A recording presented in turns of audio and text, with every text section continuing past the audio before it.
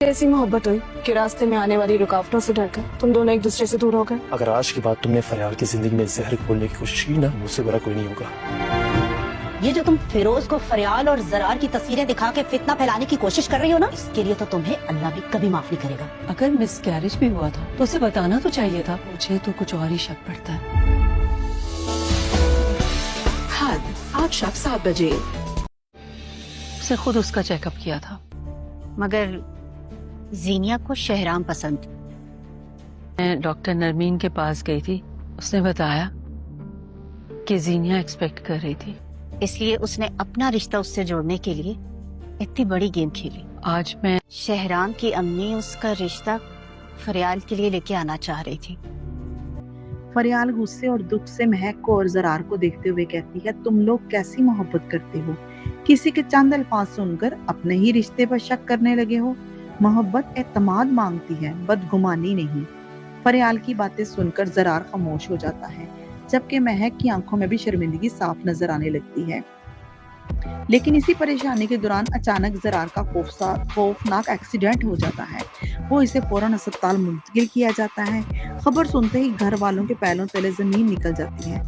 फरियाल, महक और फरियाल की माँ पूरी रात हॉस्पिटल में बेचैनी के आलम में गुजारती है। हर कोई दुआ कर रहा होता है कि जरार जल्द ठीक हो जाए। इसी दौरान जीनिया भी हॉस्पिटल पहुंचती है ताकि अपने भाई को देख सके, मगर वहां पहुंचते ही फरियाल की माँ इसे गुस्से से देखते हुए कहती है, तुमने जो फिरोज और जरार और फरियाल की तस्वीरें भेजी हैं वो बहुत गलत किया है।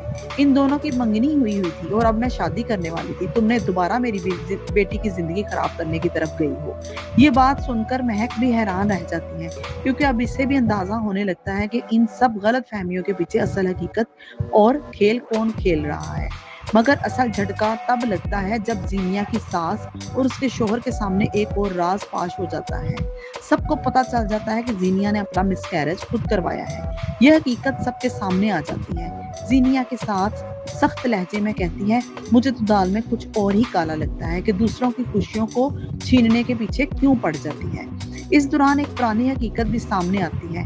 शहराम और फरियाल के रिश्ते की बात हुई, तब भी जीनिया ने ही झूठ बोलकर सबको यकीन दिलाने की कोशिश की कि शहराम का रिश्ता इसके साथ होने वाला है, सिर्फ इसलिए कि वो बार बार फरियाल की खुशियों को अपनी जिद और हसद का शिकार बना सके। जीनिया हमेशा फरियाल को इस्तेमाल करती रही, कभी अपने मतलब के लिए, कभी अपनी अना के लिए। यही वजह है कि आज इसने अपने राज एक एक करके सबके सामने आ रहे थे, क्योंकि इंसान वक्ती तौर पर झूठ से कामयाब हो सकता है, लेकिन हमेशा नहीं। सच ना एक दिन सामने जरूर आता है।